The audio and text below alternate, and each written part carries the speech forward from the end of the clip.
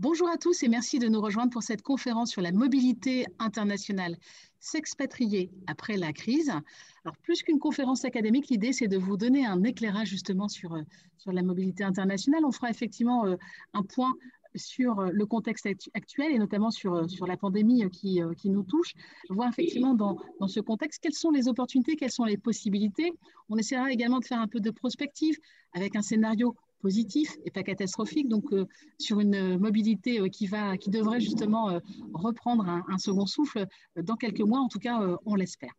Pour vous renseigner, pour vous éclairer sur cette thématique, donc j'ai un comité d'experts qui est réuni autour de cette table ronde virtuelle, donc en la présence de Louise Van Winkler. Bonjour Louise. Bonjour. Donc vous êtes agente d'immigration à l'ambassade du Canada en France, c'est bien ça? Oui, tout à fait. Bonjour à tous. Merci en tout cas de nous rejoindre.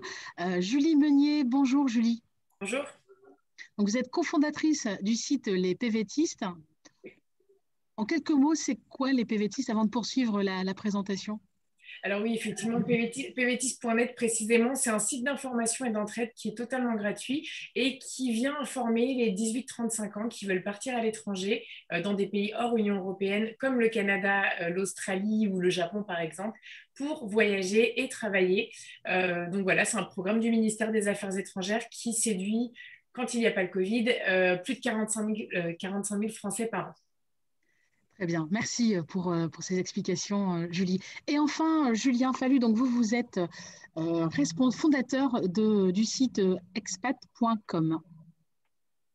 Bonsoir mesdames, bonsoir à toutes et à tous.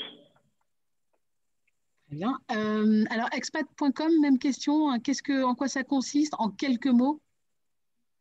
Alors expat.com, c'est une plateforme que j'ai créée de par mon expérience personnelle. Je vis à l'étranger depuis un petit peu plus de 18 ans aujourd'hui. Et la plateforme est totalement gratuite comme PVTiste. L'idée, c'est de pouvoir apporter du contenu, de l'information pratique pour celles et ceux qui préparent la mobilité, mais aussi du networking. En fait, on va pouvoir rentrer en contact avec des gens qui sont déjà basés à l'étranger et être en contact avec tous les professionnels qui vont aussi pouvoir nous aider à déménager, à être bien assurés. Voilà, on va réunir tout ce dont on a besoin pour réussir sa vie à l'étranger. Très bien, merci. Alors c'est vrai que la mobilité internationale constitue un véritable atout. Ça peut être parfois aussi un moteur pour une carrière professionnelle. Qui dit aussi expatriation dit forcément retour. Et ça, on l'abordera dans quelques instants avec nos intervenants. Je voulais juste m'appuyer sur une étude de Boston Consulting qui date en fait de 2018, donc pré-Covid. Donc les chiffres pourront être effectivement pas tout à fait d'actualité, mais ça donne quand même un indicateur assez intéressant justement en termes d'analyse. Donc, effectivement, cette étude révèle que 64% de la population active dans le monde est prête à accepter un poste à l'étranger. Alors, il y a toujours un top 3, un top 5 des pays préférés. Alors, pêle-mêle, on retrouve les États-Unis, par exemple, le Canada. Donc, Louise pourra effectivement nous en parler un peu plus tout à l'heure. On retrouve également l'Allemagne et on le vend en pouple certains pays qui relèvent du continent asiatique et d'Amérique du Sud. Donc c'est vrai que encore une fois, voilà, la mobilité, c'est un projet auquel on peut penser tout au long de sa carrière. Il y a aussi un facteur déclencheur. La mobilité va être différente en fonction aussi de votre statut. Donc, si vous êtes parent, si vous êtes marié, vous avez un conjoint, des enfants, et si vous êtes célibataire, on ne sera pas dans les mêmes conditions.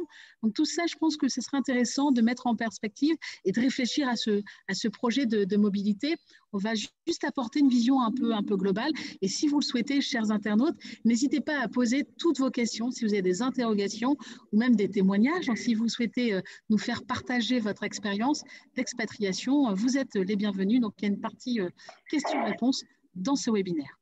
Alors, peut-être juste pour préciser et repréciser les propos, est-ce qu'on pourrait revenir sur cette mobilité internationale et encore une fois avec ce contexte que l'on connaît? Alors, je peux peut-être prendre la main. J'ai une vision un peu complète de la mobilité internationale à travers le monde entier. On revient de loin, je dirais. La mobilité internationale a été très affectée par le Covid, évidemment. Comme vous vous en doutez, les frontières étant fermées, les règles sanitaires étant encore en train d'évoluer aujourd'hui, les gens n'ont pas pu se déplacer, n'ont pas pu partir dans les pays dans lesquels ils souhaitaient s'installer. On a tout de suite vu une attention qui a été détournée en mars de l'année dernière sur l'Internet en général. Hein, c'est un super benchmark que de regarder ça. Et quasiment la moitié des gens qui prévoyaient de partir ont mis leur projet de côté. Toute l'attention des gens s'est portée vraiment sur le virus, sur ses conséquences. Et ça a eu un impact vraiment assez fort. La bonne nouvelle, c'est qu'on est en train de repartir à la hausse depuis la fin de l'année dernière et surtout depuis le début de cette année. On voit que le nombre de recherches est en train d'augmenter assez considérablement depuis la France, mais partout dans le monde. On voit que les gens qui souhaitent s'expatrier font preuve de résilience. Ils n'ont pas oublié leur projet. Ils y travaillent assez fortement. Et on a une embellie en fait à ce niveau-là. On est encore un petit peu en dessous de la période pré-Covid, mais en termes de recherche, on est à peu près à 90% de ce qu'on avait avant. C'est déjà une bonne nouvelle, alors qu'on était quand même à moins 50% au début de la pandémie. Voilà, donc il y a un regain d'intérêt. Ce qu'on note, c'est que le visage des personnes qui partent à l'étranger a beaucoup évolué. C'est-à-dire qu'on avait des profils assez aventuriers par le passé, de gens qui partaient pour des destinations qui les faisaient rêver, en se disant, bon, ben, je pars un peu comme ça et je vais essayer de trouver un travail sur place. Bon, ça n'existe plus aujourd'hui. Là, tout de suite, maintenant, ça n'existe pas. On ne peut pas se déplacer et la plupart des gens qui partent aujourd'hui ont des projets beaucoup plus construits qu'auparavant. On part généralement, en ce moment, avec un emploi qui nous attend dans le pays d'accueil ou on part avec un projet d'entreprise. Là, il y a beaucoup moins d'aventureux à ce moment-là. Mais ça s'explique assez facilement. Hein. Les démarches et contraintes qui se sont rajoutées ces derniers mois rendent l'expatriation plus exigeante et plus complexe.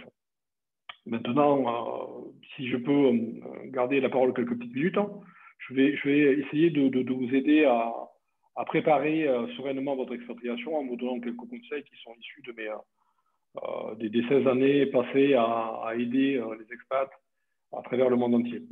Un projet d'expatriation, ça se prépare en amont. Et si vous êtes connecté aujourd'hui, c'est que vous avez cette idée, ce projet, et vous êtes déjà sur la bonne voie. La phase de préparation est essentielle. Donc, il faut s'y prendre à temps. Voilà.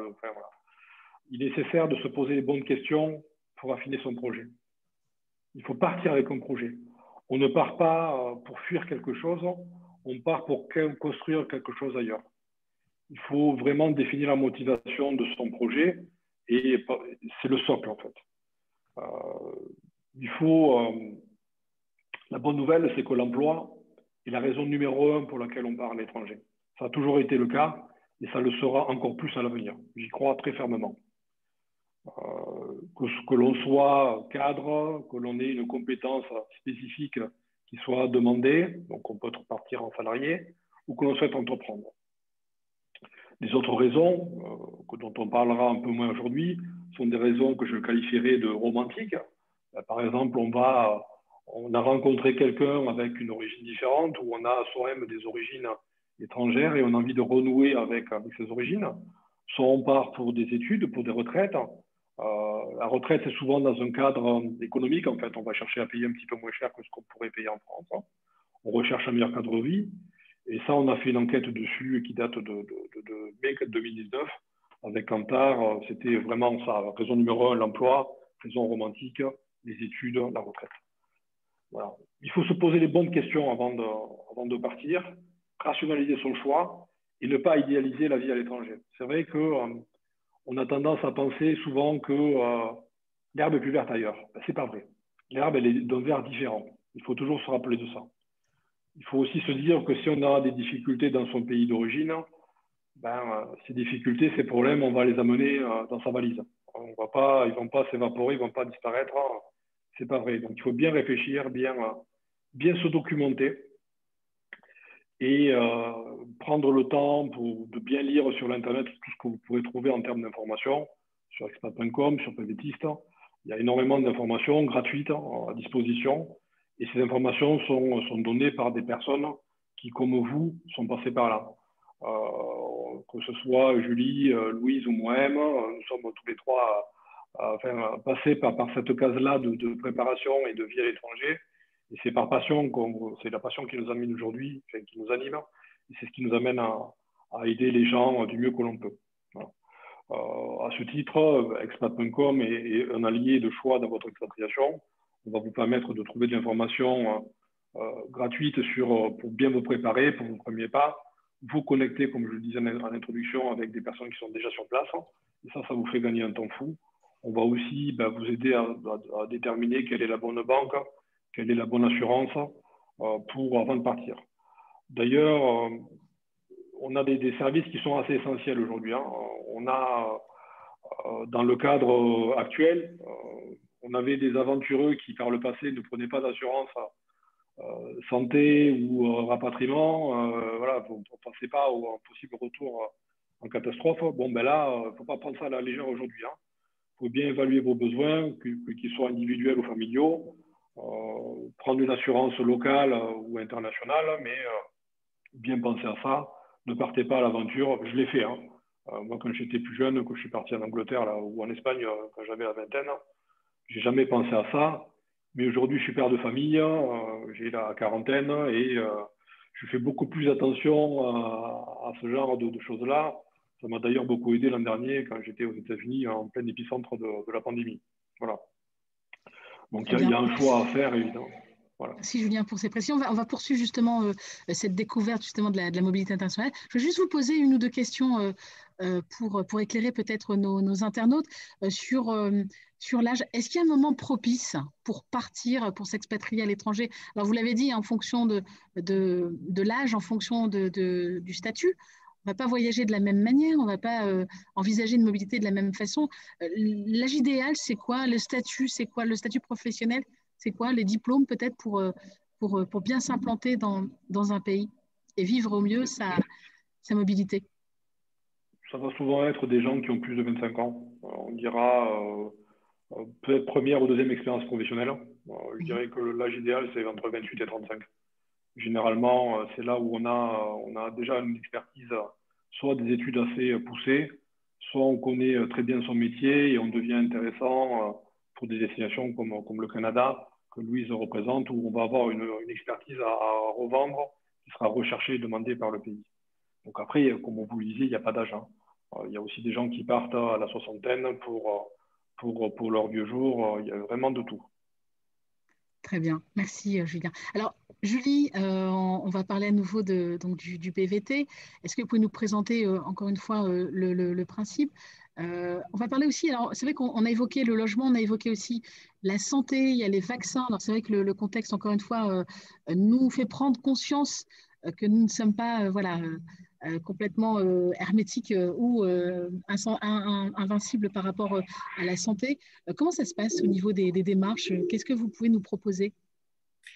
Alors, par rapport au PVT, pour ceux qui ne connaissent pas, en 2 mots, donc c'est un programme qui permet de partir pendant 1 an ou 2 selon les pays, donc dans des pays assez lointains. Et aujourd'hui, dans le cadre de la pandémie, il y a certains pays qui restent ouverts, d'autres qui sont complètement fermés et d'autres qui, comme le Canada, sont partiellement ouverts pour ceux qui ont trouvé un emploi, par exemple.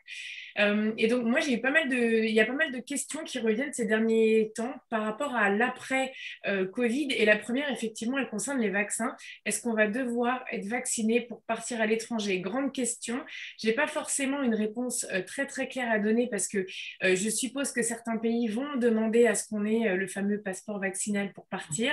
Je ne sais pas si certains se sont clairement prononcés là-dessus, peut-être des pays comme l'Australie, etc. Mais effectivement, ça risque d'être le cas au même titre que pour aller dans des pays d'Asie, par exemple, en PVT, parfois, il faut être vacciné contre la typhoïde ou la fièvre jaune. Donc ça, c'est une question qui revient assez souvent. Après, les autres questions qui revenaient, c'est est-ce qu'on risque de voir disparaître le PVT? Ça peut paraître fou, mais cette question, elle nous a été posée. A priori, non. Et justement, la semaine dernière, on a fait une conférence avec le ministère de l'Europe et des Affaires étrangères qui nous disait qu'ils étaient en pleine négociation pour une signature de PVT avec l'Équateur. Donc, ça veut dire que le PVT a encore des beaux jours devant lui et que la France n'a pas l'intention de suspendre ça. On nous a aussi demandé si le concept allait changer parce qu'il y a beaucoup de gens aujourd'hui qui voient que pour aller en PVT au Canada, il faut trouver un emploi au préalable. Donc, certains se disent, OK, donc c'est plus du tout comme le PVT d'avant où on obtient un permis ou un visa de travail et on part sur place pour voyager et ou travailler. Ils s'inquiètent beaucoup de ça, mais on leur rappelle que très certainement, il y a des mesures qui sont mises en place aujourd'hui pour faire face à la pandémie, mais que le PVT, initialement, c'est un permis de vacances avec le droit de travailler et que ça n'a pas l'air, à mon avis, hein, je ne suis pas du ministère ni des ambassades, mais je ne pense pas que ce programme a vocation à changer sur le long terme. Voilà, c'est des solutions temporaires pour une situation inédite. On nous demande également si les quotas risquent de baisser. Le ministère des Affaires étrangères disait aussi la semaine dernière qu'a priori les quotas ne changeaient pas à la baisse. Ils avaient tendance à augmenter, mais que c'était des négociations entre les pays, mais que ça n'avait pas vocation à baisser. On nous a également demandé si des choses allaient être prévues pour les gens qui ont atteint l'âge limite de participation au PVT, donc de 18 à 30 ans pour plusieurs pays et de 18 à 35 ans pour d'autres. Avant, j'avais tendance à répondre que aucun pays n'avait vraiment communiqué sur ça, sur ceux qui étaient devenus trop vieux entre-temps pendant la pandémie. Et là aussi, le ministère, la semaine dernière, a expliqué qu'il y aurait des négociations avec chaque pays partenaire. Peut-être que ça n'aboutira à rien, mais peut-être qu'il y aura des annonces faites pour ceux qui sont maintenant dans la trentaine ou qui ont dépassé les 35 ans. Dernière petite chose, et après, je vous laisse la parole. À quoi il va falloir penser après la pandémie quand on partira en PVT? Comme le disait Julien, il va falloir absolument penser à son assurance. Ça, c'était déjà obligatoire avant, mais là, la pandémie nous a rappelé qu'on n'est pas à l'abri, qu'il se passe quelque chose quand on est à l'étranger. Ça peut être une pandémie, ça peut être une appendicite. Ma grande crainte en voyage, c'est toujours pas arrivé, mais j'ai toujours peur que ça m'arrive en road trip. Voilà, ce genre de choses. Donc ça va être très important de penser à cet aspect-là. Et également, peut-être prévoir un peu plus d'argent sur son compte quand on part. Chaque pays fixe des économies à avoir quand on part en PVT. On peut imaginer que les pays vont subir eux aussi une crise qui va toucher beaucoup de gens qui vont être au chômage peut-être. Donc les économies qui sont demandées aujourd'hui par les autorités, je les augmenterai un petit peu éventuellement là, si cette période où on est obligé de rester en France peut vous permettre de mettre un petit peu d'argent de côté. Je pense que ce ne sera pas du luxe. Voilà pour mes conseils. Merci beaucoup, Julie. Juste quelques mots supplémentaires. Vous avez parlé du PVT. Quels sont les pays qui sont concernés? Vous avez parlé de l'Équateur tout à l'heure. Globalement, est-ce que la plupart des pays sont accessibles par ce dispositif? Alors aujourd'hui, il y a 4 pays qui sont proposés aux Français dans le cadre du PVT. Donc il y a l'Australie, la Nouvelle-Zélande et le Canada pour les plus populaires, le Japon, la Corée du Sud, la Russie, Taïwan, Hong Kong, l'Argentine, le Mexique, le Brésil, l'Uruguay, la Colombie et le Chili. L'accord de PVT Pérou est entré en vigueur le 1er mars, mais du fait de la pandémie, on ne peut pas encore demander un PVT Pérou. Et donc, peut-être qu'en 2021 ou 2022, on verra apparaître un PVT Équateur, qui sera donc la 16e destination proposée aux Français. Très bien. Et ce n'est pas prêt, effectivement, de s'arrêter. Lorsqu'on parle dans le cadre d'un PVT, quelle est la durée moyenne que vous observez? Alors, beaucoup de gens utilisent la totalité, c'est-à-dire 1 an ou 2 maximum selon les pays. Au Canada, c'est 2 ans pour les Français. Mais il y a aussi des gens qui décident de faire un départ en PVT de 9 ou 10 mois parce qu'ils n'ont que ce temps disponible dans le cadre de leur travail ou parce qu'ils font une pause avant de reprendre leurs études. Il n'y a pas de durée minimale dans le cadre du PVT. Même si je ne recommande pas forcément de partir en PVT pour 2-3 mois, parce que c'est un petit peu dommage, un peu frustrant. Mais j'en ai connu beaucoup qui faisaient aussi des PVT qui durent entre 8 mois et 12 mois. Et puis 2 ans pour le Canada. Souvent, les gens profitent des 2 ans, je dirais. Très bien. Vous avez insisté sur un point assez important. On a parlé justement des assurances, des garanties lorsqu'on s'expatrie. Effectivement, il y a toujours cette crainte de se faire hospitaliser. Alors, c'est qu'il y avait l'exemple des États-Unis où une jeune Française s'était fait opérer de l'appendicite, justement, et qui avait dû régler des frais médicaux assez exorbitants. Oui. Qu'est-ce que vous recommandez? Qu'est-ce que vous préconisez? Est-ce qu'il faut vraiment partir avec une couverture, une assurance maladie? On comprend en France, on comprend dans le pays d'origine. Comment ça se passe? Oui, généralement, les gens prennent une assurance qui se prend directement depuis la France, hein, une assurance PVT. En fait, il y en a plusieurs qui existent. Et les assurances PVT vont couvrir pour tout ce qui se passe quand on arrive dans le pays. Donc, une petite maladie du quotidien, une hospitalisation ou un rapatriement. Il y a toujours des exclusions avec ces assurances-là. Par exemple, des maladies qui étaient antérieures au voyage ou si c'est des visites de routine, par exemple, aller faire vérifier sa vue, ce genre de choses. Tout ça, ce n'est pas couvert. Donc, les gens ont la possibilité, en plus de leur assurance PVT, de souscrire à la Caisse des Français de l'étranger, la CFE, qui double, entre guillemets, leur budget assurance mensuel, mais qui permet d'être couvert de façon plus globale. Je sais que beaucoup de PVTistes ne prennent que l'assurance PVT quand ils n'ont pas de maladie antérieure au voyage. Ça suffit dans la très grande majorité des cas. Ça, c'est aux gens de voir un petit peu comment ils veulent être couverts. Et il faut compter environ un peu moins de 400 € par an pour un PVT. Et au Canada, pour les 2 ans, c'est un peu plus de 700 € pour les 2 ans. C'est un budget, mais c'est très important. Hein. C'est remboursé, je pense, à la moindre hospitalisation, ne serait-ce qu'au Canada où c'est assez cher la santé. On amortit effectivement. Oui, Julien. Si on part dans le cadre hors PVT, oui, je souhaite revenir quand même sur la question de la vaccination, parce qu'une des questions, c'est est-ce qu'on va avoir besoin d'être vacciné pour revenir en France? Il faut quand même se poser cette question-là. Jusqu'à assez récemment, les Français de l'étranger ont été, il y a eu pendant, ça a été levé il y a quelques jours, mais on n'avait plus l'autorisation de rentrer en France. Il faut le savoir. Et est-ce qu'on ne va pas avoir cette problématique-là aussi à un certain moment? Est-ce qu'on ne va pas ne pas pouvoir rentrer en France parce qu'on n'est pas vacciné? Donc, méfiance, on nous avait annoncé la possibilité que tous les Français de l'étranger pourraient être vaccinés. Et en fait, ça a été retiré. Maintenant, on nous a annoncé que tous les Français pourraient être vaccinés lors de passage en France. Ce n'est pas tout à fait la même chose. Donc, c'est un peu à nous de nous arranger avec les systèmes locaux pour faire notre choix, d'être vacciné ou pas. Voilà. Moi, personnellement, j'ai eu la chance d'être vacciné la semaine dernière. Un petit coup de fatigue quand même, mais vous voyez, ça va. Maintenant, pour l'assurance, en termes de coûts, c'est vrai que c'est quand même... bon, le PVT est quand même... Enfin, je tiens à le préciser, c'est une super formule. Le PVT, le VIE, le volontariat international en entreprise ou le VIA aussi sont de très bonnes formules pour partir pour des premières expériences. Mais c'est pas... Et l'assurance qui est associée est peu coûteuse, mais dès lors qu'on part avec un certain âge ou en famille, c'est pas le même coût, quoi. Ça va coûter entre 2000 à 2500 € à l'année. Hein. C'est plutôt de l'ordre de 200 € par mois de cotisation. Alors, bon, c'est comme tout, une assurance, il vaut mieux ne pas en avoir besoin, hein, mais voilà, c'est un peu ça. Et c'est vrai que, bon, moi, comme je vous le disais tout à l'heure, j'ai été bloqué aux États-Unis au début de la pandémie, et il y a eu le cas de quelqu'un qui a été hospitalisé 2 jours, c'était 28 $, quoi. Donc, bon, 2 jours, ouais, ça fait un peu cher. Ou alors le cas d'une personne que je connais qui a eu un accident de voiture en Australie et les parents ont quasiment dû vendre leur maison pour traiter voilà, pour rembourser les frais médicaux. Donc, ça peut aller très très loin. Donc, bon, c'est un peu un piège, quoi, tout ça. Hein. Ce qui est important, c'est qu'il existe des checklists en fait, de choses à préparer. Et ça se trouve assez facilement sur Internet. Préparez bien votre checklist en fonction de la destination dans laquelle vous allez partir et vous cochez les cases. Vous cochez les cases, ça c'est fait, ça c'est fait, ça c'est fait. Mes impôts en France, ma sécurité sociale, dans quel appartement je vais arriver, je vais être basé à l'arrivée.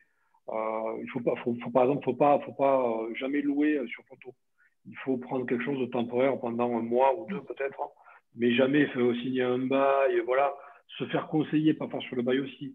Parce qu'un bail en néerlandais, ben, c'est pas la même chose qu'un bail en français, quoi. Donc, par exemple, il y a des pièges, en fait, des fois. Mais c'est pas vraiment des pièges, c'est des us et coutumes qui sont pas les mêmes sur les préavis. Et en fait, quand c'est du langue étrangère, on comprend pas. Et il faut savoir aussi se faire accompagner. Effectivement, il y a des différences culturelles. Il y a aussi une autre petite astuce, hein, si on souhaite par exemple acheter un billet d'avion, ça vaut peut-être le coup de passer sur une carte Gold pour pouvoir avoir des assurances supplémentaires et notamment en cas de rapatriement. Alors, on va revenir justement sur d'autres points, le logement, on va essayer d'expliquer à nouveau toutes ces petites subtilités, ces astuces pour bien vivre sa mobilité internationale. Je vous propose pour l'instant de faire une petite incursion au Canada avec vous, Louise. Oui, donc on voyage virtuellement transatlantique. Bienvenue au Canada. J'aimerais rebondir sur certaines choses que Julien et Julie ont déjà évoquées. La préparation, c'est primordial. On le dit depuis des années, on est là pour encourager les gens à bien s'informer, à s'informer sur les sites officiels pour tout ce qui est démarche et de profiter de l'expérience partagée sur des sites où des gens vont vraiment parler de leur vécu. Je pense que les deux sont essentiels pour un bon départ. L'avenir du PVT, moi, je vois plusieurs signes positifs du côté canadien quant à l'avenir du PVT. Déjà, ceux qui suivent cette question ont su que pour la saison 2020, à un certain moment, il n'y a plus d'invitation à soumettre les demandes. Donc, il y a eu une pause pendant la pandémie. Le fait qu'on ait ouvert la saison 2021 dès le début de l'année, avec un quota qui est le même que l'an dernier. La seule chose qui a changé, c'est qu'il faut avoir une offre d'emploi comme pour les autres catégories des ententes de mobilité, ce qu'on appelle Expérience internationale Canada. Mais même là, il y a une nuance. Donc, le PVT reste un permis de travail ouvert. Pourquoi est-ce qu'on demande une offre d'emploi? C'est simplement que les vacances ne sont pas une raison essentielle de voyager au Canada. On ne pourrait pas embarquer dans l'avion. Donc, on ne va pas vous émettre un permis qui va être expiré. Donc, c'est pour cette raison qu'en ce moment, il faut une offre d'emploi, que ce soit pour vacances-travail, jeunes professionnels, stage coop international, ou bien les autres types de permis qui s'appliquent sans condition d'âge, de nationalité, de pays de résidence, je le rappelle. Donc, il y a plein de formules pour partir au Canada. D'autres signes encourageants, on a fait notre grosse activité annuelle il y a quelques semaines, Destination Canada Forum Mobilité.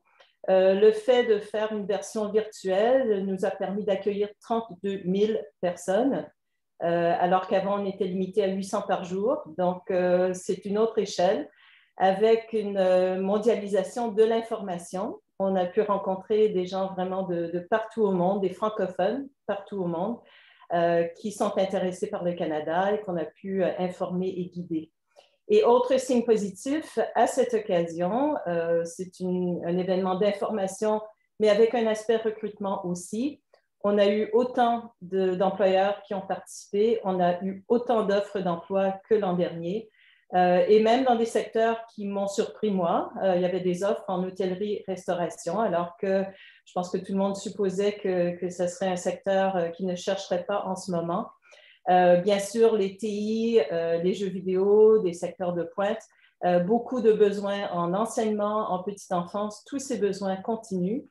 Et je dirais dans le cas du Canada aussi, on est un pays qui fait 20 fois la taille de la France avec la moitié de la population. Beaucoup de gens qui partent à la retraite parce qu'on a tendance à prendre la retraite jeune au Canada. Donc, énormément de postes à combler pour ces raisons-là, même avec un ralentissement économique dû à la COVID.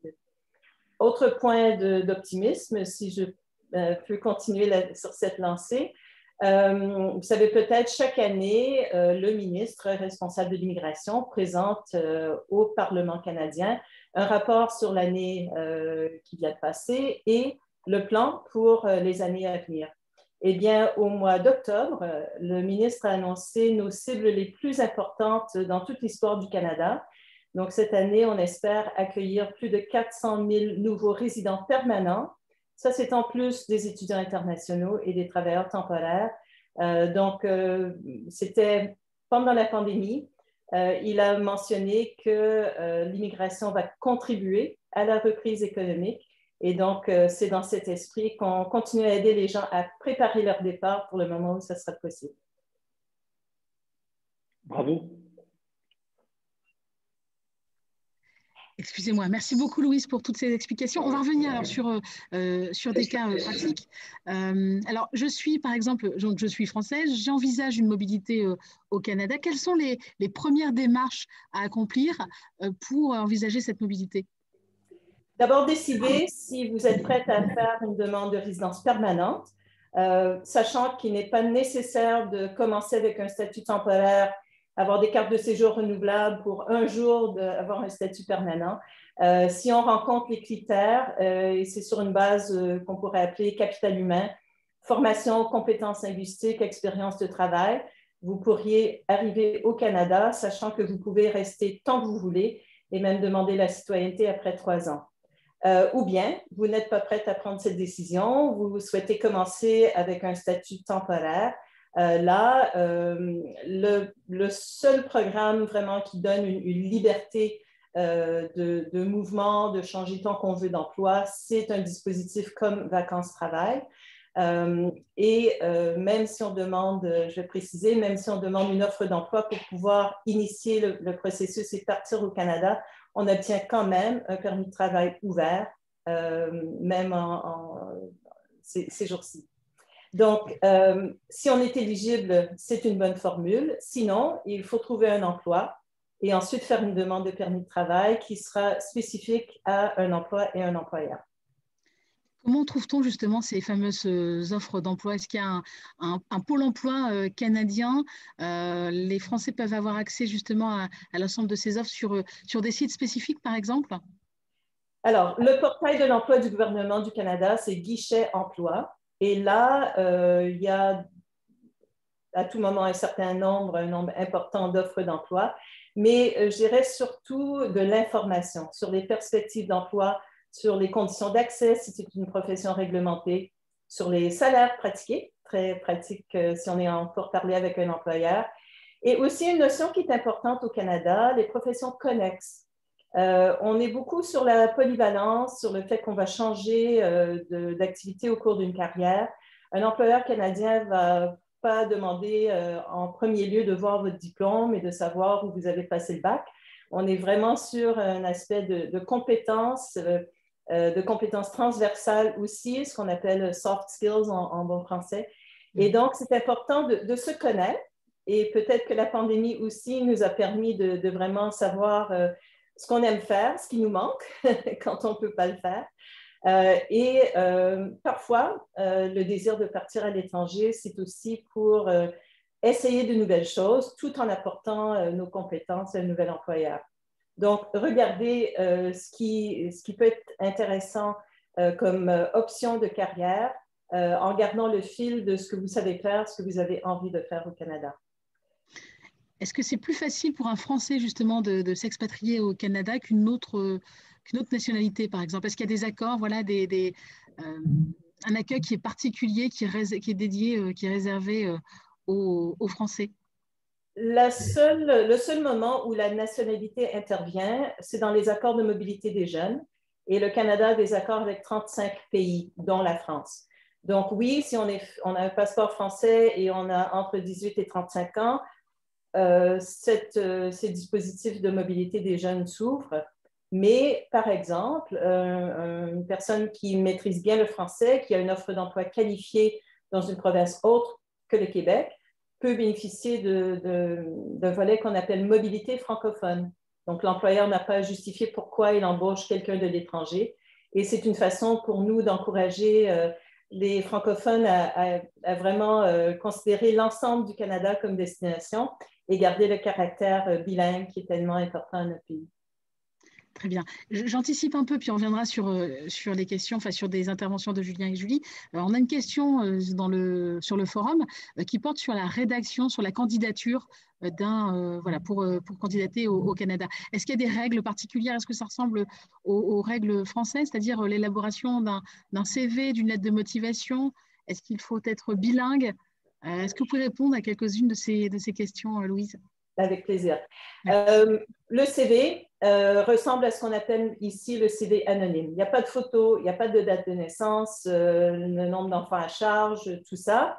Et au Canada, on va supposer que tout le monde a un permis de conduire. Donc, le permis B, ce n'est pas une mention très utile, sauf si vous cherchez un poste de chauffeur. Axé vraiment sur les compétences. Attention, et ça c'est valable pour toute destination, attention aux sigles. Un employeur ne connaît peut-être pas toutes les abréviations de tous les types de diplômes, ne connaît peut-être pas l'établissement dont vous êtes diplômé. ne sait pas forcément quelle est la nature de l'entreprise pour laquelle vous avez travaillé. Donc, si vous avez géré une boutique d'une marque, par exemple, de vêtements, le mettre et pas juste mettre le nom. Donc, tout ce qui peut rendre facilement compréhensible à un employeur qui, on le sait, le temps est compté, il regarde vite, il faut que ça soit clair, il faut que ça soit lisible pour quelqu'un dans un autre pays. 80% des postes au Canada ne sont jamais affichés, donc beaucoup de candidatures seront des candidatures spontanées de réseautage, comme le mentionnait Julien, parmi des gens qui vous ont précédé, des expatriés, mais aussi, ça se fait beaucoup de demander un entretien d'information. Donc, quelqu'un que vous voyez sur LinkedIn, qui travaille dans un domaine qui vous intéresse, un parcours que vous aimeriez peut-être suivre aussi. Commencer une conversation, ce n'est pas forcément postuler pour un poste, mais vous informer et ça peut mener à des bons contacts et éventuellement une embauche. Est-ce qu'il y a des différences de niveau de vie, de salaire? Est-ce qu'il y a un SMIC au Canada? Quelles sont les fourchettes de rémunération par rapport à la France? Il y a un salaire minimum établi dans chaque province selon le coût de la vie. Ça tourne autour de 15 $ de l'heure actuellement. Mais il y a moins de 20% des salariés au Canada qui sont au salaire minimum. Donc, c'est vraiment pour des postes peu qualifiés, pour des emplois à temps partiel pour les étudiants. Donc, toujours important, et je reviens à guichet emploi, on peut faire une recherche pour telle profession. Donc, si vous voulez être journaliste dans la ville de Winnipeg, vous pouvez faire une recherche et voir quel est le salaire bas, médian et élevé. Ça vous donne une bonne idée.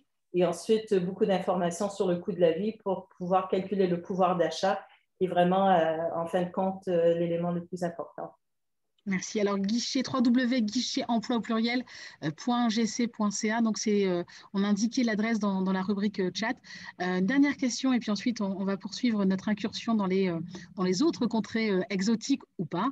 Une question de Thierry, donc un jeune senior. Il dit qu'il a 56 ans. Est-ce que voilà, il y a un âge limite pour s'expatrier au Canada? Non. Mais on est sur un système de points, donc on perd des points avec l'âge. Il faut que ça soit compensé donc par autre chose. Niveau d'études, compétences en français et ou en anglais ou autre. Donc, il n'y a pas d'âge limite. Certaines provinces, dans leurs programmes spécifiques, peuvent en établir. Mais par exemple, au Nouveau-Brunswick, c'est 55 ans. Dans d'autres provinces, ça peut être 35. Donc, ça dépend vraiment. Et pour revenir à une mention qu'a faite Julien aussi, il y a beaucoup de jeunes qui partent, mais on a aussi besoin de personnes avec de l'expérience qui vont amener peut-être leur réseau aussi de collaborateurs, de clients potentiels dans d'autres pays. Donc, ça aussi, c'est quelque chose qui contribue au développement économique du Canada. Merci beaucoup, Louise. Alors, Julien, tout à l'heure, vous l'évoquiez sur la préparation. Il faut vraiment anticiper son projet d'expatriation. Globalement, si on est dans le cas d'une mobilité à court ou moyen terme, vous estimez qu'il faut s'y prendre 6 mois, 1 an à l'avance, 1 mois, 2 mois? Est-ce que vous avez… Ça va dépendre de si on part avec des enfants ou pas déjà. La rentrée scolaire est déterminante généralement. Ça va dépendre si on veut aussi inclure son enfant dans l'école française ou pas. Il peut toujours rattraper le wagon en cours d'année, mais c'est vrai qu'on a beaucoup de départs qui se font pendant les grandes vacances pour pouvoir rentrer à l'école en septembre. Maintenant, les gros pics, c'est donc septembre et décembre, janvier. Ça va dépendre vraiment du statut de chacun. Là, il n'y a pas vraiment de règles. Je dirais qu'il faut au moins 3 mois pour se préparer. Mais je pense que les gens qui ont en tête de partir à l'étranger, hormis quelqu'un qui a la vingtaine, il va bien réfléchir 6 mois ou 1 an avant de partir. Hormis si c'est une offre d'emploi aussi qui est exceptionnelle.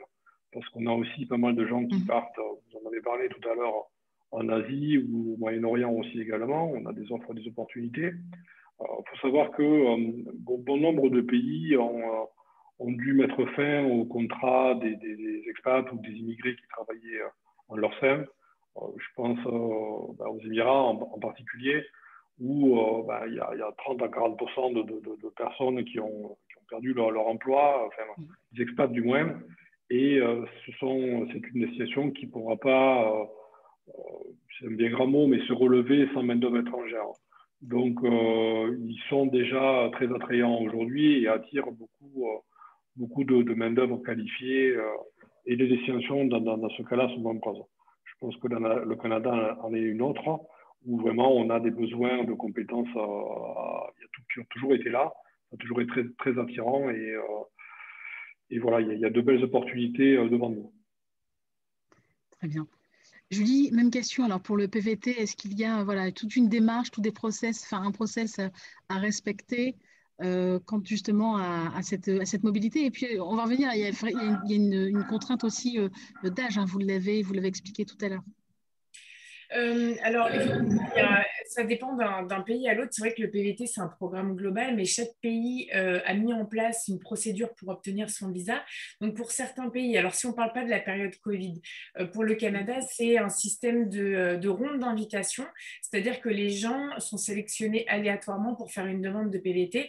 Donc, on a eu des gens qui ont eu une place au bout de 2 semaines, et puis on a aussi eu des candidats qui ont dû attendre 3 ans ou 5 ans pour avoir une place. Donc ça montre que même si on fait tout ce qu'il faut, parfois il faut attendre un certain temps. Alors que pour l'Australie, par exemple, moi, le visa vacances-travail, je l'ai eu en 4 heures. Donc si j'ai les fonds, le billet d'avion n'est pas trop cher pour lundi, je peux partir lundi, hors Covid, hein, bien sûr. Là, c'est fermé. Mais ce que je veux dire, c'est que le temps qu'il faut pour se préparer, pour demander son visa, etc., ça dépend de plusieurs facteurs, notamment la procédure de demande, mais aussi où on en est dans sa préparation. Quelqu'un qui aurait beaucoup d'argent de côté n'a pas besoin d'attendre trop longtemps, alors que moi, pour mon PVT Canada, j'ai travaillé plusieurs mois avant de pouvoir partir parce que je n'avais pas les économies demandées. Donc, c'est surtout ça qui va jouer, je pense, sur le délai qu'il faut prévoir pour partir en PVT.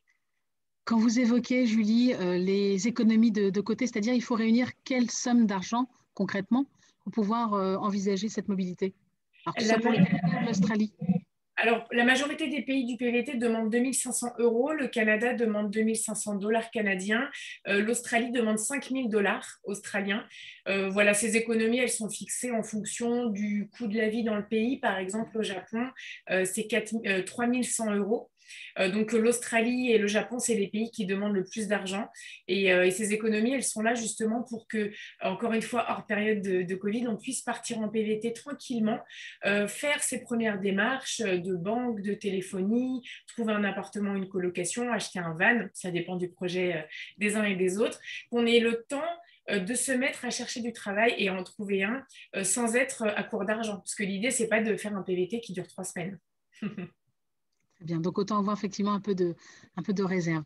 Une question, alors on va passer à l'ensemble des questions si vous le voulez bien, mais j'aimerais avant aborder la question du retour. Effectivement, lorsqu'on envisage une mobilité, on part peut-être pour 6 mois, 1 an, 2 ans, 10 ans, 5 ans, mais il y a toujours cette question du retour ou pas, hein, puisqu'on peut aussi s'établir dans le pays concerné. Mais quel conseil vous pouvez donner justement à nos internautes sur le retour? Est-ce qu'il faut anticiper? Est-ce qu'il faut déjà avoir en tête une date du retour?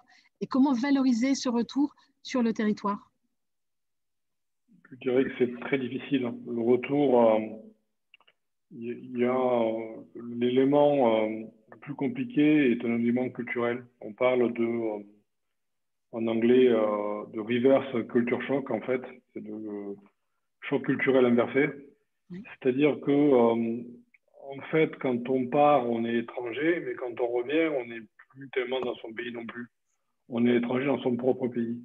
Et c'est assez déstabilisant parce que toute cette richesse que l'on a pu absorber, toute cette différence culturelle qu'on a développée, on peut avoir beaucoup de mal à valoriser.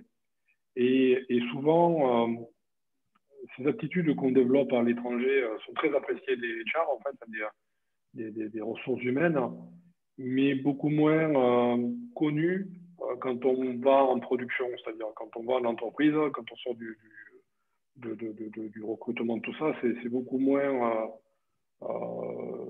c'est pas question de perception, c'est que c'est beaucoup moins connu et c'est beaucoup plus difficile. Donc c'est quelque chose qui se prépare réellement avec effectivement longtemps à l'avance, mais vous savez, l'expatriation, c'est souvent, c'est une belle maladie, on va dire. C'est qu'en fait, une fois qu'on attrape, alors je fais des jeux de mots qui sont douteux, hein, Le mais une virus. fois qu'on attrape ce virus-là, Oui. on n'en sort pas. Généralement, les gens qui commencent et pour qui ça se passe bien repartent. Parce on gagne un enrichissement culturel tellement fort, on en apprend beaucoup sur les autres et sur soi-même, qu'on en devient quasiment avide. Voilà. Est-ce que j'ai pas envie de repartir? Et il y a quelque chose aussi qui est super intéressant à partager, c'est que cette peur qu'on va avoir la première fois que l'on part, cette appréhension, la deuxième fois, la troisième fois, ben, ça devient une excitation en fait. Ça devient très plaisant.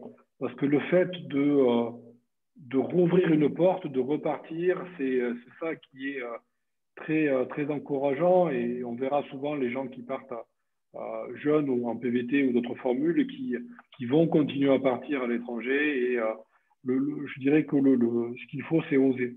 C'est oser ne pas oser partir. C'est pas tellement risqué en fait, c'est que si ça nous plaît pas, ben, finalement on rentrera chez nous.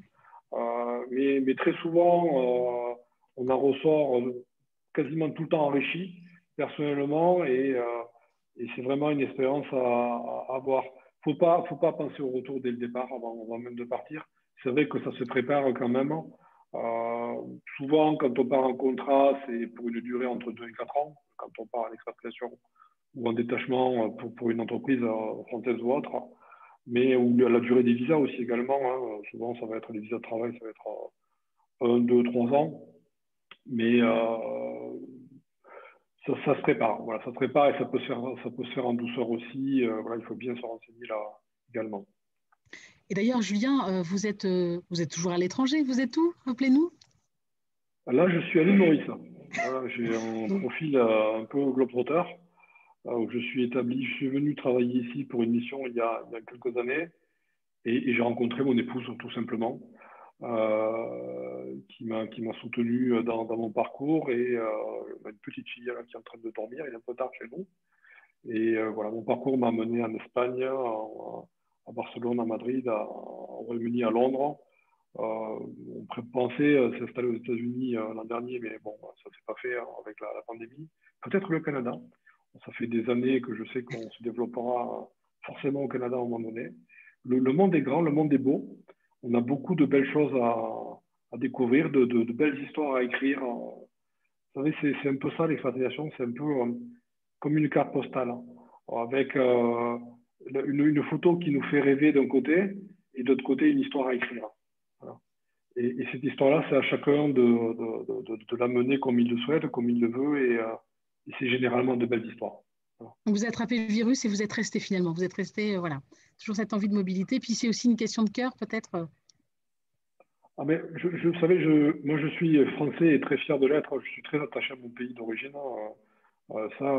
Mais on peut être français et être très heureux à l'étranger. Je pense que nous sommes les meilleurs ambassadeurs de notre pays. On ne vendrait pas autant de produits français, de savoir-faire français, si on n'était pas aussi nombreux à l'étranger. Donc c'est une bonne chose pour notre pays, c'est une bonne chose pour notre monde, c'est une bonne chose pour notre jeunesse aussi, que de passer quelques mois, quelques années à l'étranger. Ça nous ouvre l'esprit sur d'autres façons de penser. Et le monde serait meilleur si on passait tous par ce cas-là, je pense. Très bien. Julie Meunier, alors le retour dans le cadre d'un PVT, il est au bout d'une année, c'est ça? Donc on pense au retour. Et est-ce qu'on peut cumuler aussi plusieurs PVT successifs? Est-ce que parfois un PVT peut déboucher justement sur une installation plus durable? Alors oui, il y a eu plusieurs questions là. Tout est pertinent. Alors oui, on peut en faire plusieurs à partir du moment où on change de pays à chaque fois. Moi-même, j'en ai fait deux, hein, Canada puis Australie. Oui, pour certains, le PVT, ça mène à une installation. C'est, je pense pas la majorité des PVTistes, en tout cas des 45 000 qui partent en PVT chaque année, parce que c'est pas facile forcément dans tous les pays du PVT de passer sur un autre statut ensuite. Mais il y en a certains pour qui, évidemment, c'est le coup de cœur et ils cherchent tous les moyens pour rester dans le pays. Et puis concernant le retour, c'est un peu spécial parce que c'est vrai que, quand j'entendais ce que disait Julien, on sent un retour d'expatriation après des années. Quand on part en PVT, c'est presque hein, une année entre parenthèses ou 2 ans entre parenthèses, un peu une colonie de vacances étendue avec du travail, du voyage, des rencontres, des expériences. Et souvent, quand on rentre, il n'y a plus rien. Et ça, c'est très dur. Enfin, il y a beaucoup de gens qui le vivent mal. Moi, ça a été dur aussi quand je suis rentrée. Donc, il faut un petit peu de temps pour se réacclimater. C'est pour ça qu'il y en a qui repartent immédiatement en PVT, d'ailleurs. Et puis après, bon, bah, on se remet un petit peu dans le rythme ici. Et puis, on essaye de valoriser effectivement son PVT sur son CV. C'est pas forcément le programme le plus facile à valoriser quand on a beaucoup voyagé, mais attention, on parlait des soft skills tout à l'heure. Il y a beaucoup de choses à mettre en valeur, même si on n'a pas énormément travaillé pendant son PVT ou même si on n'a pas travaillé dans son domaine. Il y a toujours des façons de mettre en avant une telle expérience à l'étranger. Et je reprends un petit peu ce que disait Julien. Ça nous ouvre l'esprit. Je pense que ça démontre aussi beaucoup de qualité, d'organisation, de prise d'initiative, de gestion d'un budget. Si c'est bien vendu à un entretien, je pense qu'un PVT peut faire son effet. Voilà. Peut faire la différence, effectivement. Louise, même exercice, même question, donc sur cette question du retour à nouveau. Ben, évidemment, nous, on espère que tout le monde va rester au Canada, mais on sait très bien que certains vont être les futurs ambassadeurs du Canada à leur retour. Donc, tout ça, c'est très bien. Il faut s'informer, il y a des questions de régime de retraite, des personnes qui ont des droits au chômage, par exemple. Beaucoup d'informations sur les sites du service public français. Pôle emploi fait un travail d'information aussi, Pôle emploi service, entre autres. Donc, beaucoup d'informations. Il vaut mieux bien ficeler au départ pour que le retour soit facilité, au moins du côté administratif.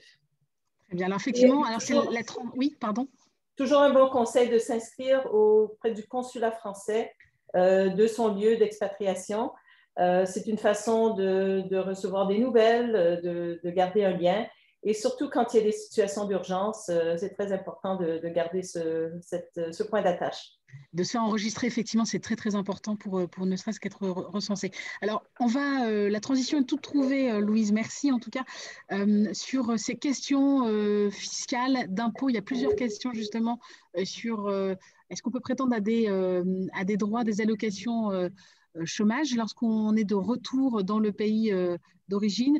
Qu'en est-il de la question fiscale? Où doit-on régler ses impôts?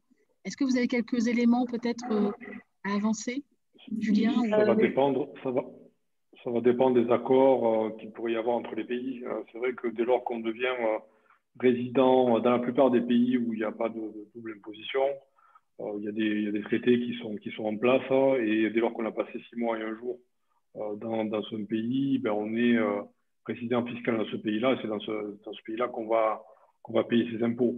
Maintenant, si on a des revenus en France, par exemple, j'ai gardé, admettons quelqu'un qui aurait un appartement en France et le louerait, en tirerait des revenus, bon ben là, il est imposé en France sur ces revenus qui viennent, qui sont générés en France. Donc, généralement, ça se passe bien. Il y a le centre des impôts des non-résidents qui renseigne très bien là-dessus. Il faut regarder aussi sur le retour comment ça se passe. Il n'y a pas de difficulté particulière. Généralement, quand on part, on déclare ses impôts dans son pays d'expatriation, évidemment. Et pour le résidence, plutôt. Pour le chômage, ça dépend de la durée de l'expatriation parce que quand on a des droits ouverts au chômage ici au Pôle emploi, quand on part, ils peuvent être suspendus pendant 3 ans plus la durée de nos droits restants. Ce qui fait que typiquement, je reste focalisée sur mes petits PVT. Pour un PVT, généralement, on a le temps de vivre son expérience, de rentrer en France et de rouvrir ses droits quand on rentre en France. Par contre, quelqu'un qui partirait 10 ans à l'étranger, il aurait perdu ses droits, à moins de cotiser au Pôle emploi de façon alternative. Je connais moins ça, mais il y a des solutions. J'imagine que le Pôle emploi peut donner des précisions là-dessus, mais en tout cas pour les PVTistes, pour des courtes expatriations, c'est bon, on peut retrouver son Pôle emploi en rentrant, mais on ne doit pas le toucher quand on est à l'étranger. Très bien, merci. Alors, D'autres questions, notamment une question de Kimi qui s'interroge sur comment on entretient ce fameux réseau en période Covid-19. Comment peut-on candidater, postuler si on ne peut pas se rendre dans le pays concerné? Tout se fait online aujourd'hui, hein. Vous savez, comme on est en train de le faire en ce moment, moi je fais passer des entretiens tous les jours à des candidats qui sont par exemple en France ou ailleurs. On est tous dans sur le même bateau, hein. Donc les entreprises, bon, il faut chercher un peu partout sur Internet évidemment. Le tout est de savoir quelles sont nos compétences et dans quelle destination, enfin quelle est la destination qui nous intéresse. Donc c'est plus facile quand on sait. Maintenant, bon, moi je viens d'un univers technique, je suis ingénieur en informatique de formation, on peut partir à peu près partout. Il y a des offres d'emploi disponibles à travers le monde entier, donc là c'est une chance. Mais un des conseils quand même que je donnerais, c'est de préciser, voilà, ben, je tiens à partir dans tel pays ou dans telle zone du globe, ça facilite énormément. Donc là, il y a beaucoup de prospection en ligne, beaucoup d'entretiens qu'on passera, plusieurs entretiens. Il ne faut pas s'étonner de passer des tests psychotechniques ou plus qu'avant, parce qu'évidemment, c'était plus facile de voyager avant que ce n'allait aujourd'hui. On pouvait prendre un billet d'avion. Voilà, aujourd'hui, il y a des quarantaines ou des quatorzaines qui peuvent être imposées. Ici, là-bas ou ailleurs, c'est beaucoup plus compliqué de voyager, donc c'est au compte-gouttes. Et donc, on va vraiment prendre la sécurité. Les employeurs vont vraiment sécuriser, se dire, OK, c'est la bonne personne, je suis convaincu, et le recrutement à distance, c'est quand même un peu challenging. Voilà. Il y a le réseau LinkedIn aussi qui paraît indispensable aujourd'hui, je pense beaucoup pour le Canada, puis pour d'autres postes un peu qualifiés. Il y a beaucoup de choses qui peuvent être faites dessus en étant actif, en ayant un compte vraiment bien à jour, avec des recommandations, ce genre de choses. C'est sûr que c'est plus dur, hein, mais il y a quand même des choses faisables et puis il faut tenter évidemment les candidatures spontanées qui font qu'on n'est peut-être pas en concurrence avec énormément de gens qui ont répondu à la même offre que nous. C'est des façons de faire différentes aujourd'hui, c'est sûr. Je pense que c'est une occasion justement de sortir du lot si si on est vaillant, justement, si on montre en déposant des candidatures libres et en appelant, en prenant le téléphone, en montrant une certaine motivation que d'autres n'auront pas, en montrant qu'on n'automatise pas la relation, mais qu'on fait pas que j'envoie pas mon CV à 15 personnes, mais que j'envoie vraiment parce que je tiens à travailler dans cette entreprise-là. Oui. On va montrer à l'entrepreneur, au recruteur, un intérêt particulier pour sa société. On prend le téléphone, on n'a pas peur, même si on doit parler en anglais. Il faut s'entraîner et ça fait la différence. Je pense que là, justement, en tant qu'employeur moi-même, je vois des personnes qui démarchent et je me méfie vraiment de l'email générique versus l'email qui est vraiment très personnalisé. Et là, de suite, on ne peut pas refuser l'entretien à quelqu'un ou de parler à quelqu'un qui cherche un emploi. On va expliquer ce qu'on fait, ce qu'on peut faire dans la situation dans laquelle on est en ce moment. Mais il y a aussi de belles opportunités à saisir. Hein. Donc, mais il ne faut pas être dans le générique. J'insisterai vraiment là-dessus. Louise, vous souhaitiez ajouter quelque chose? Oui, je pense que les employeurs seront de plus en plus à l'aise avec le recrutement à distance, puisqu'ils sont obligés de le faire même pour recruter localement. Donc, je pense que ça va changer la perception de ce mode de recrutement. Gardez à l'esprit que les employeurs ne sont pas des experts en immigration, donc peu importe le pays, si vous avez des renseignements sur un programme, un permis facilité auquel vous êtes éligible, mettez ça de l'avant avec vos compétences et ça va mener à des entretiens. Très bien. Une question alors d'un internaute. Pour une expatriation d'une dizaine d'années, pensez-vous que la cotisation aux caisses de retraite françaises soit encore pertinente au vu du contexte actuel, c'est-à-dire au vu de la réforme des retraites, ou alors préconisez-vous plutôt de faire fructifier cet argent en faisant un investissement immobilier, par exemple? C'est un choix personnel. Hein. C'est un choix personnel que chacun fera. Bon, moi, je suis sorti totalement du système français il y a plus de 15 ans aujourd'hui et tout simplement parce que je n'avais pas les moyens à un moment donné. Bon, après, c'est particulier parce que je suis entrepreneur. Et donc, entrepreneur, on démarre et pas grand-chose. Et je préférais mettre les quelques sous que j'avais dans mon entreprise au démarrage ou dans ma vie de tous les jours que dans une hypothétique retraite que j'aurais ou non. Donc, c'est beaucoup de choix personnels. Disons que quand on est persuadé de rentrer à courte échéance, oui, il faut continuer à cotiser en France. Quand on ne sait pas trop, bon, ben effectivement, il y a des solutions immobilière notamment. Il y a différentes formules qui existent. On parle souvent d'investissement sous forme de loueur meublé non professionnel. Je ne suis pas spécialiste, mais j'entends beaucoup ça. Ou d'investissement dans l'assurance vie, dans les SCPI aussi. Regardez ça sur Internet. Il y a des solutions justement pour faire fructifier ces sous. Ouais, voilà. Il y a des possibilités. J'ajouterais juste aussi, si, comme c'est le cas entre le Canada et la France, il y a un accord sur la sécurité sociale et la retraite, les années que vous travaillez au Canada compteront si vous prenez votre retraite en France et vice-versa. Donc, la question se pose peut-être moins dans ce contexte-là. Très bien. Merci. Alors, c'est déjà la fin de cette table ronde. Pour conclure, peut-être un message que vous souhaitez délivrer à nos internautes et qui ont des envies d'ailleurs peut-être et de mobilité. Qu'est-ce qu'on pourrait voilà, leur recommander? Qu'est-ce qu'on pourrait leur dire justement pour préparer au mieux ce projet de vie finalement? Vous l'avez dit tout à l'heure, je pense que c'est Julie qui a parlé d'aventure humaine avant tout. Oui, c'est ça. C'est vrai que précisément pour les PVTistes, déjà, je leur dirais patience. Je sais que c'est long, que vous en avez marre. On en a bien conscience. On espère qu'en 2021 ou peut-être début 2022, les choses vont un petit peu bouger. Et puis, essayez de profiter de cette année pour au maximum vous informer, lire des témoignages, prendre le temps de peut-être commencer à vous renseigner sur des thématiques que vous pensiez explorer plus tard. Évidemment, nous, sur pvtist.net, on a beaucoup d'informations. N'hésitez pas à les lire. Et également sur notre chaîne YouTube, on a fait beaucoup de live en fait ces derniers temps, comme tout le monde, je crois, comme nous ce soir, sur beaucoup de thématiques. Et donc tous les replays sont disponibles là. Donc n'hésitez pas à les fouiller pour voir s'il n'y a pas des petites informations qui peuvent vous intéresser pour vous préparer au mieux en attendant de pouvoir partir en PVT. Louise, le mot de la fin. Autre chose à explorer, différentes destinations. Quand on regarde un pays, souvent on connaît la capitale et peut-être 2 ou 3 autres villes. Au Canada, on parle du phénomène MTV pour Montréal, Toronto, Vancouver. Je pense que la pandémie nous a appris aussi que des fois, c'est intéressant d'être un peu plus ouvert, être dans d'autres circonstances. Le télétravail est possible aussi une partie du temps, même après la pandémie. Donc, vraiment, tenir compte de ses compétences, de ce qu'on aime faire, mais où on veut vivre aussi et comment on veut vivre. Et enfin, Julien? Mais moi, je vous dirais d'oser. Comme je le disais tout à l'heure, les phases de doute sont normales.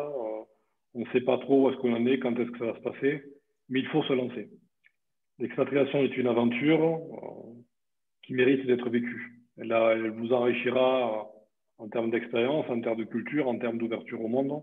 Vous en sortirez grandi et ça vous plaira. Donc, lancez-vous, osez, n'ayez pas de regrets surtout. Voilà.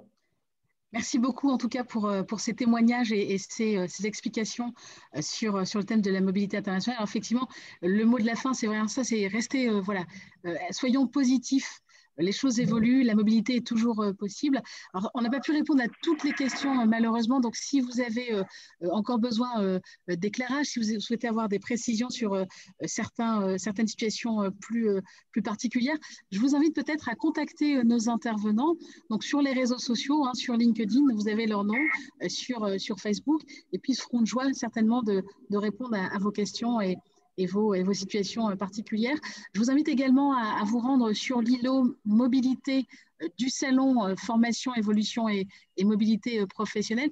Vous avez également justement des acteurs de la mobilité qui sont là, qui sont prêts à vous renseigner, à répondre à toutes vos questions. Merci, bonne continuation, et puis je vous donne rendez-vous dans un prochain numéro. Bonne soirée. Au revoir, merci. Au revoir.